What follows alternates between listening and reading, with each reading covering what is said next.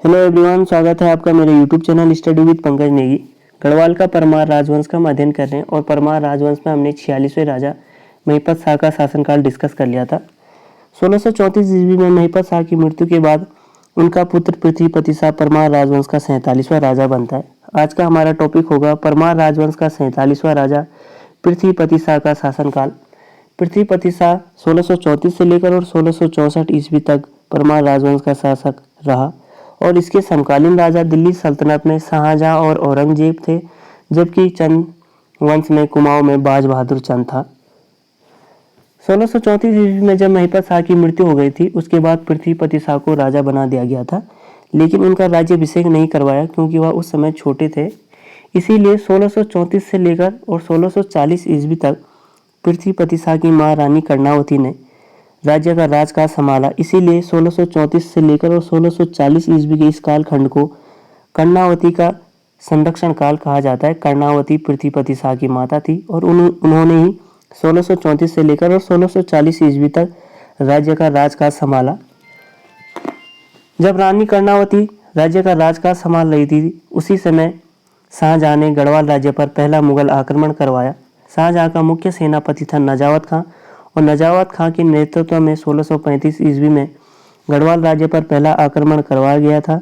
यह युद्ध रानी कर्णावती और नजावत खां के मध्य हुआ था देहरादून में, और कहते हैं कि इसमें रानी कर्णावती जीत गई थी, लेकिन गढ़वाल का कुछ क्षेत्र नजावत खां ने मंदाता प्रकाश सिरमौर का राजा था और मंदाता प्रकाश ने ही शाहजहां से हेल्प मांगी थी, इसलिए उन्होंने गढ़वाल राज्य पर पहला आक्रमण करवाया था और सिरमौर के राजा ने गढ़वाल का कुछ क्षेत्र जीत लिया था नजावत खां की हेल्प से।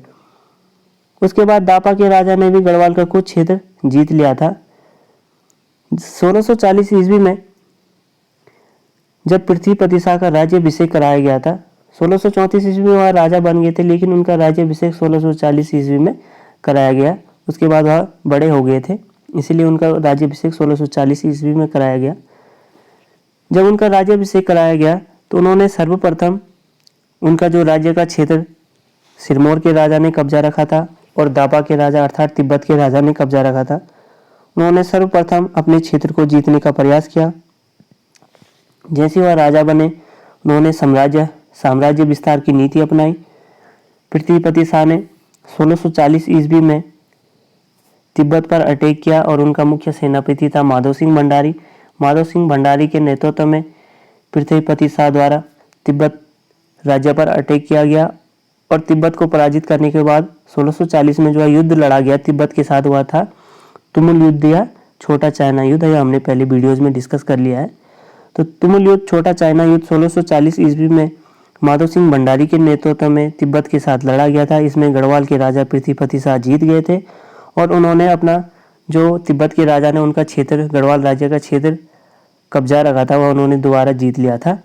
उसके बाद पृथ्वीपति शाह ने 1650 ईस्वी में सिरमौर के राजा मंदाता प्रकाश पर अटैक किया और मंदाता प्रकाश का हटकोटी तक का क्षेत्र पृथ्वीपति शाह ने जीत लिया था और उन्होंने 1650 ईस्वी में मंदाता प्रकाश के साथ हटकोटी की संधि की। हटकोटी की संधि में गढ़वाल और सिरमौर के राजा के बीच यह संधि होती है, जिसमें गढ़वाल और सिरमौर की सीमाओं को निर्धारित करने का कार्य किया जाता है। हटकोटी की संधि में गढ़वाल राज्य का और हिमाचल राज्य, उसको सिरमौर कहते थे, सिरमौर और गढ़वाल का क्षेत्र का सीमाओं का निर्धारण किया गया था हटकोटी की संधि में। मंदाता प्रकाश ने जब यह बात शाहजहां को बताई, दिल्ली सल्तनत के राजा शाहजहां को, मुगल शासक, तो शाहजहां ने मंदाता प्रकाश की हेल्प करने का निर्णय किया और उन्होंने एक रणनीति बनाई पृथ्वीपति शाह पर अटैक करने का। मंदाता प्रकाश गया शाहजहां के पास और कहा कि पृथ्वीपति शाह ने मेरी हटकोटी की जो जगह है उसको जीत लिया है और उसने वहां पर हटकोटी की संधि की है, जिसमें गढ़वाल और सिरमौर राज्य का सीमाओं का निर्धारण किया गया है, जबकि यह हटकोटी हमारी है। फिर शाहजहां ने रणनीति बनाई पृथ्वीपति शाह पर अटैक करने का। कश्मीर का फौजदार था एलिस खां, यह भी शाहजहां की सेना का साथ दे रहा था और शाहजहां ने अपनी सेना भेजी कश्मीर के फौजदार एलिस खां के साथ। सिरमौर के राजा मंदाता प्रकाश की सेना भी थी और कुमाऊं में चंद्रवंश के राजा बाज बहादुर चंद की सेना भी पृथ्वीपति शाह पर अटैक करने की इन सब ने मिलकर रणनीति बनाई। यह रणनीति 1653 ईस्वी में बनाई गई थी, लेकिन सिरमौर का राजा था मंदाता प्रकाश, उसकी मृत्यु हो गई थी 1653 ईस्वी में, वह मर गया था। जब मंदाता प्रकाश मर गया उसके बाद एरिज खां वापस चला गया, क्योंकि मंदाता प्रकाश को ही गढ़वाल पर अटैक करने के रास्ते पता थे, जिस कारण एरिज खां को पता नहीं चलेगा कि मतलब एरिज खां वापस चला गया था। जब मंदाता प्रकाश मर गया, मंदाता प्रकाश को ही गढ़वाल के सारे रास्तों के बारे में पता था, इसलिए एरिज खां वापस चला गया और यह रणनीति विफल हो गई 1653 ईस्वी में। लेकिन जैसे ही मंदाता प्रकाश मरा, सिरमौर का राजा, उसके बाद मंदाता प्रकाश का पुत्र सुभग प्रकाश सिरमौर का राजा बना और 1654 ईस्वी में दोबारा से गढ़वाल राज्य पर अटैक करने की रणनीति बनाई गई शाहजहां द्वारा। इसमें सिरमौर का राजा सुभग प्रकाश की सेना थी, शाहजहां का महान सेनापति था खलीतुल्ला खां, इसके नेतृत्व में यह अटैक करवाया गया और बाज बहादुर चंद की सेना भी थी। तो तीनों यह एक साथ मिल गए थे, सुभग प्रकाश, शाहजहां का महान सेनापति खलीतुल्ला खां और कुमाऊं का चंद्रवंश का राजा बाज बहादुर चंद। इन तीनों ने मिलकर पृथ्वीपति शाह पर अटैक किया 1654 ईस्वी में। पृथ्वीपति शाह श्रीनगर में था और इन्होंने श्रीनगर राज्य पर अटैक करवाया 1654 ईस्वी में। यह मुगलों का द्वितीय आक्रमण था गढ़वाल राज्य पर, शाहजहां के मुख्य सेनापति खलीतुल्ला के नेतृत्व में। खलीतुल्ला खां दिल्ली से सेना लेकर पहुंचा और उसने देहरादून का क्षेत्र भी जीत लिया था। जब वह देहरादून का क्षेत्र जीत गया था, पूरा देहरादून उसने जीत लिया था खलीतुल्ला खां ने, उसके बाद वह ऋषिकेश पहुंचा और ऋषिकेश में उसने ऋषिकेश का भी पूरा क्षेत्र जीत लिया था। लेकिन उस समय वर्षा का मौसम था, अब उनको श्रीनगर जाना था।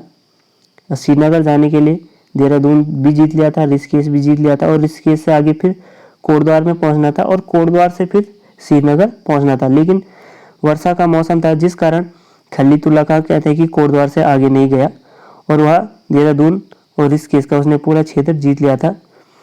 और उसने चतुर्भुज सिंह को देहरादून का सरदार नियुक्त किया और नागर दास को ऋषिकेश का सरदार नियुक्त किया और उसके बाद खलीतुल्ला खां वापस चला गया था। लेकिन बाज बहादुर चंद बरसात के मौसम में भी लगातार पृथ्वीपति शाह के साथ युद्ध लड़ता रहा और उसने जूनियागढ़ का किला भी जीत लिया था। जब उसने जूनियागढ़ का किला जीत लिया था बाज बहादुर चंद ने, तो शाहजहां बड़ा प्रसन्न हुआ और उसने बाज बहादुर को बहादुर की उपाधि दी। पहले उसका नाम बाज था, बाजा, और शाहजहां ने उसको बहादुर की उपाधि दी जब उसने पृथ्वीपति शाह का जूनियागढ़ का किला भी जीत लिया था। तो इस प्रकार 1654 ईस्वी में पृथ्वीपति शाह के शासनकाल में मुगलों का द्वितीय आक्रमण करवाया गया, जिसमें खलीतुल्ला खां शाहजहां का मुख्य सेनापति था। उसने पूरा देहरादून क्षेत्र जीत लिया था और ऋषिकेश का क्षेत्र भी जीत लिया था। उसने देहरादून में चतुर्भुज सिंह को नियुक्त किया था और ऋषिकेश में चंडीगढ़ में सरदार नागरदास को उसने वह क्षेत्र दे दिया था और वापस चला गया था खलीतुल्ला खां।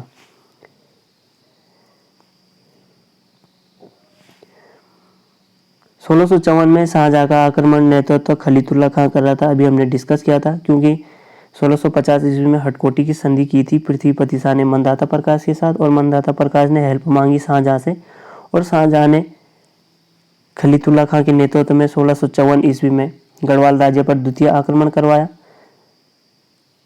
शाहजहां का मुख्य सेनापति था खलीतुल्ला खां और उसके साथ उसका उप सेनापति बहराम खां भी था। ये दोनों एक साथ थे और मंदाता प्रकाश भी था, उधर से बाज बहादुर चंद भी था। गढ़वाल राज्य पर द्वितीय आक्रमण देहरादून को विजित करते हुए खलीतुल्ला खां की सेना चांदी का थाना ऋषिकेश में पहुंची और चांदी का थाना चंडीगढ़ ऋषिकेश स्थान पर पहुंची। वर्षा ऋतु के कारण, मैंने कहा वर्षा ऋतु का मौसम था उस समय और खलीतुल्ला खां फिर वापस चला गया था। देहरादून और चंडीगढ़ या दोनों क्षेत्र खलीतुल्ला खां ने जीत लिए थे। देहरादून में चतुर्भुज सिंह को नियुक्त किया गया था और चंडीगढ़ में सरदार नागरदास को नियुक्त किया गया था। इन दोनों को वहाँ का प्रशासक बना दिया गया था। लेकिन वर्षा ऋतु के बाद भी बाज बहादुर चंद ने विजय अभियान जारी रखा और जूनियागढ़ का किला जीत लिया था, जिस कारण शाहजहां ने 1654 ईस्वी में बाज बहादुर को बहादुर का खिताब दिया था या बहादुर की उपाधि दी थी। तो इस प्रकार 1654 में मुगलों का गढ़वाल राज्य पर द्वितीय आक्रमण कराया गया। पहला आक्रमण 1635 ईस्वी में करवाया गया था शाहजहां द्वारा। उस समय उसका मुख्य सेनापति नजावत खां था और द्वितीय आक्रमण 1654 ईस्वी में खलीतुल्ला खां के नेतृत्व में कराया गया था, जिसमें खलीतुल्ला खां ने पूरा देहरादून क्षेत्र जीत लिया था और ऋषिकेश का क्षेत्र भी जीत लिया था। देहरादून में उसने चतुर्भुज सिंह को नियुक्त किया था और चंडीगढ़ में सरदार नागरदास को प्रशासक बना दिया गया था, क्योंकि उस समय बरसात का मौसम चल रहा था। तो उसके बाद वह आगे पहाड़ी पर नहीं चल पाए, इसलिए खलीतुल्ला खां वहीं से वापस चला गया था। लेकिन बाज बहादुर चंद लगातार पृथ्वीपति शाह के साथ युद्ध करता रहा। उसने जूनियागढ़ का किला जीता। उसके बाद शाहजहां ने उसको बहादुर की उपाधि दे दी थी। देहरादून चतुर्भुज सिंह को नियुक्त किया गया था। सिरमौर का राजा मंदाता प्रकाश का पुत्र सुबक प्रकाश था। पृथ्वीपति शाह श्रीनगर में और कुमाऊं में बाज बहादुर चंद। यह स्थिति उस समय थी। 1656 ईस्वी में पृथ्वीपति शाह ने चतुर्भुज सिंह पर अटैक कर दिया था, क्योंकि 1654 ईस्वी में चतुर्भुज सिंह को देहरादून का प्रशासक नियुक्त कर दिया गया था खलीतुल्ला खां के द्वारा। लेकिन 1656 ईस्वी में पृथ्वीपति शाह ने काउंटर अटैक किया और चतुर्भुज सिंह को पराजित किया और दोबारा से देहरादून क्षेत्र पूरा जीत लिया था, क्योंकि यह 1654 ईस्वी में देहरादून हार गया था पृथ्वीपति शाह। लेकिन उसने 1656 ईस्वी में चतुर्भुज सिंह पर अटैक किया और पूरा देहरादून का क्षेत्र जीत लिया था। कहते कि यह युद्ध गुरिल्ला पद्धति से यह युद्ध लड़ा गया था देहरादून में और पृथ्वीपति शाह इस युद्ध को जीत गया था और पूरा देहरादून उसने दोबारा से जीत लिया था। छापामार युद्ध या गुरिल्ला पद्धति द्वारा यह युद्ध लड़ा गया था। जब यह बात शाहजहां को पता चला कि 1656 ईस्वी में पृथ्वीपति शाह ने चतुर्भुज पर अटैक किया और वह पूरा देहरादून दोबारा से जीत लिया है, उसके बाद शाहजहां ने फिर युद्ध की रणनीति बनाई और उसके बाद उसने अपना सबसे मजबूत सेनापति कासिम खां को युद्ध का नेतृत्व दिया। कासिम खां अपने 4000 सैनिकों को लेकर गढ़वाल की ओर चला।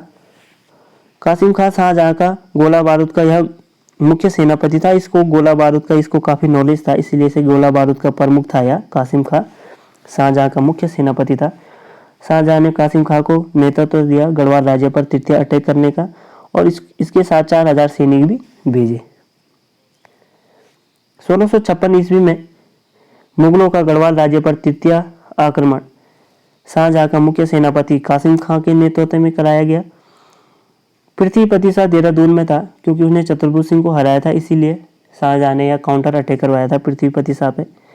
कहते हैं कि इस युद्ध में कासिम खां जीत गया था, क्योंकि यह गोला बारूद लेके पहुंचा था और पृथ्वीपति शाह हार गया था यह युद्ध। लेकिन पृथ्वीपति शाह ने शाहजहां की अधीनता स्वीकार नहीं की, मतलब उसके सामने झुका नहीं पृथ्वीपति शाह। लेकिन उसी समय दिल्ली सल्तनत में उत्तराधिकार का युद्ध चल रहा था।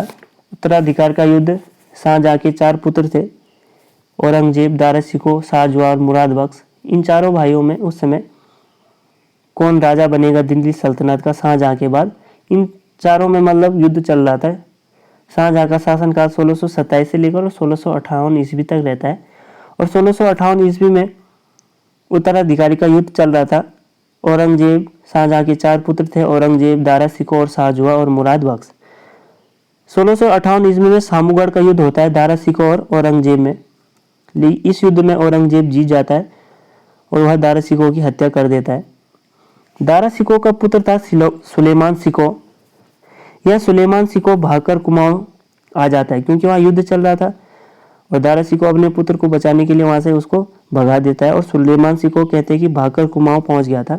जब यह पहुंचा तो सबसे पहले कुमाऊं में उस समय राजा बाज बहादुर चंद था, जो कि शाहजहां की सेना का साथ दे रहा था।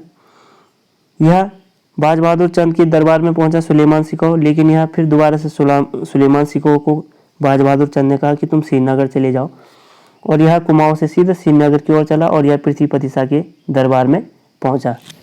कहते हैं कि सुलेमान शिकोह के साथ 21-22 अन्य व्यक्ति भी थे और टोटल मतलब 23 लोग थे सुलेमान शिकोह और उसके साथ 21 या 22 व्यक्तियों का दल था। ये सब के सब पृथ्वीपति शाह के दरबार में पहुंच गए श्रीनगर में और पृथ्वीपति शाह ने सुलेमान शिकोह को शरण दी थी। जब यह बात औरंगजेब को पता चली कि सुलेमान शिकोह गढ़वाल के राजा पृथ्वीपति शाह के दरबार में पहुंचा है, तो औरंगजेब ने पृथ्वीपति शाह को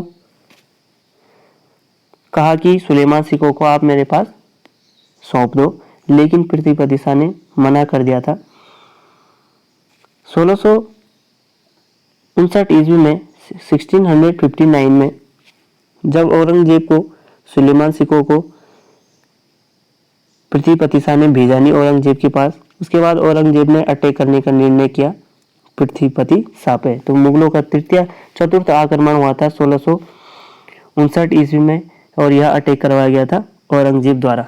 कहते हैं कि औरंगजेब ने कांगड़ा का उस समय फौजदार था राद खां, और जम्मू कश्मीर का फौजदार था राज स्वरूप, और सिरमौर का राजा था सुबह प्रकाश, और कुमाऊं का राजा था बाज बहादुर चंद। यह सब के सब औरंगजेब के साथ मिल गए थे। राज स्वरूप हो गया, राद खां हो गया, राद खां कांगड़ा का फौजदार था, सिरमौर कांगड़ा, सिरमौर का राजा था सुबह प्रकाश, और कुमाऊं का राजा बाज बहादुर चंद। इन सब ने मिलकर औरंगजेब का साथ दिया 1659 ईस्वी में। और दक्षिण की ओर से जोधपुर का राजा भी था राजरूप। यह सब ने मिलकर पृथ्वीपति शाह पर अटैक किया। कहते हैं कि पृथ्वीपति शाह पराजित नहीं हुआ था, जबकि इन पांचों ने मिलकर पृथ्वीपति शाह पर अटैक किया और पृथ्वीपति शाह सफलतापूर्वक इस युद्ध को लड़ा, और उसने सुलेमान सिकोह को दोबारा वापस नहीं भेजा औरंगजेब के दरबार में। अब इन्होंने रणनीति बनाई, जब यह सब दोबारा से फिर हार गए थे पृथ्वीपति शाह से 1659 में, तो इन्होंने एक प्लान बनाया, कूटनीति का प्लान। औरंगजेब का सेनापति था जय सिंह। औरंगजेब ने रणनीति बनाई, उसने अपने सेनापति जय सिंह को श्रीनगर भेजा पृथ्वीपति के दरबार में। और कहते हैं कि जय सिंह ने पृथ्वीपति शाह का एक मंत्री था डोभाल मंत्री, जय सिंह ने उसके साथ सेटिंग कर ली, मतलब दोनों एक साथ मिल गए थे। जय सिंह और डोभाल मंत्री था पृथ्वीपति शाह, ये दोनों एक साथ मिल गए। और यह डोभाल मंत्री खाना बनाने का कार्य करता था पृथ्वीपति शाह के दरबार में। और इन्होंने मिलकर प्लान बनाया कि हम सुलेमान सिकोह को जहर वाली खीर खिला के इसको मार देते हैं। जब यह बात पृथ्वीपति शाह को पता चली कि डोभाल मंत्री यह रणनीति बना रहा है जय सिंह के साथ मिलकर कि सुलेमान सिकोह को जहर देकर मार देते हैं, तो उसी समय कहते हैं कि डोभाल मंत्री को मृत्युदंड की सजा पृथ्वीपति शाह ने दे दिया था, और राजा के खिलाफ जय सिंह को वापस भेज दिया गया था कि जय सिंह को कहा कि आप वापस चले जाओ औरंगजेब के दरबार में। और जय सिंह फिर वापस औरंगजेब के दरबार में पहुंच गया था दिल्ली सल्तनत में। जय सिंह का पुत्र था राम सिंह, फिर उसको भेजा श्रीनगर दरबार में औरंगजेब ने। और राम सिंह ने पृथ्वीपति शाह का पुत्र था मेदिनी शाह, पृथ्वीपति शाह का पुत्र मेदिनी शाह और जय सिंह का पुत्र राम सिंह, इन दोनों में फ्रेंडशिप हो गई थी, मतलब दोनों में दोस्ती हो गई थी, और दोनों फिर यह एक साथ मिल गए थे। जैसे राम सिंह का पिता जय सिंह और डोभाल मंत्री एक साथ मिल गए थे, उसी प्रकार पृथ्वीपति शाह का पुत्र मेदिनी शाह और जय सिंह का पुत्र राम सिंह दोनों एक साथ मिल गए, और दोनों ने प्लान बनाया सुलेमान सिकोह को मारने का।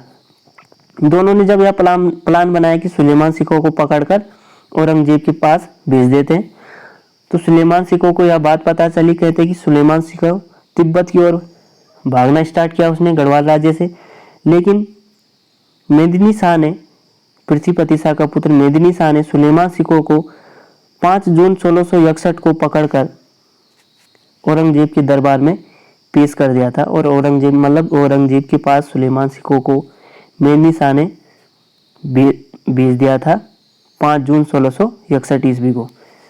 मेदिनी शाह 1662 ईस्वी में दिल्ली दरबार में इसकी भी मृत्यु हो गई थी मेदिनी शाह की।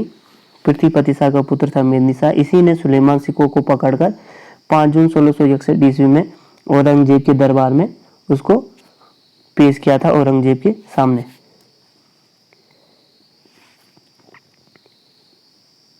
जब सुलेमान सिकोह को औरंगजेब के दरबार में 5 जून 1661 को पेश किया था, उसके बाद सुलेमान सिकोह को औरंगजेब ने फांसी दे दी थी।